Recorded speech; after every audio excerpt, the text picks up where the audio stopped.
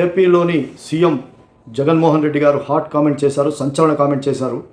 ఆయన పిఠాపురంలో చివరి సభను ఏర్పాటు చేసుకున్నారు. పవన్ కళ్యాణ్ని ఓడించాలని ఆయన పిలుపునిస్తున్నారు. పిఠాపురంలో చివరి సభను ఈరోజు ఎన్నికల సభలు ముగించే సమయానికి ఈసీ ప్రకటించిన సమయం లోపల పిఠాపురంలో ఆయన ర్యాలీని ఏర్పాటు చేసి అక్కడ వంగా గీతా గారితో పాటు సభను ఏర్పాటు చేసి అక్కడ సంచలన ప్రకటన చేయడం జరిగింది. సంచలన నిర్ణయం తీసుకోవడం జరిగింది.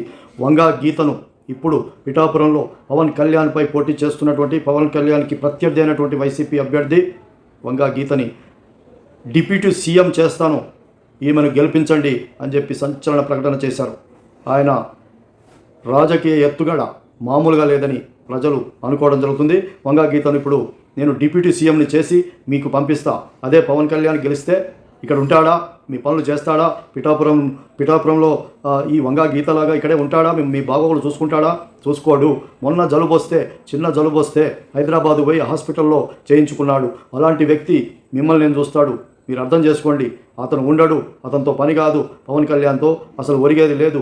వంగా గీతని నేను డిప్యూటీ సీఎం చేస్తా, ఇంటింటికి మీకు ఏం కావాలనో ఆమెని మీ దగ్గరికి పంపిస్తా, మీ మీ మీ సమస్యలు ఇంటింటికి తిరిగి ఆమె తెలుసుకుంటుంది. ఆమె ఇక్కడి మనిషి, అతను అక్కడి మనిషి, అతను సినిమా మనిషి, సినిమాలు మీదనే దృష్టి ఎక్కువ ఉంటుంది, మీ మీద ఉండదు అని చెప్పేసి హాట్ కామెంట్ చేసి ఆమెను డిప్యూటీ సీఎం చేస్తానని ప్రకటించారు వైఎస్ జగన్మోహన్ రెడ్డి, ఆంధ్రప్రదేశ్ సీఎం గారు. మరి రాజకీయాలు ఈ హాట్ కామెంట్తో పిఠాపురంలో పూర్తి స్థాయిలో బాగా వేడెక్కినటువంటి పరిస్థితి ఇప్పుడు పిఠాపురంలో రాజకీయాల పరిస్థితి.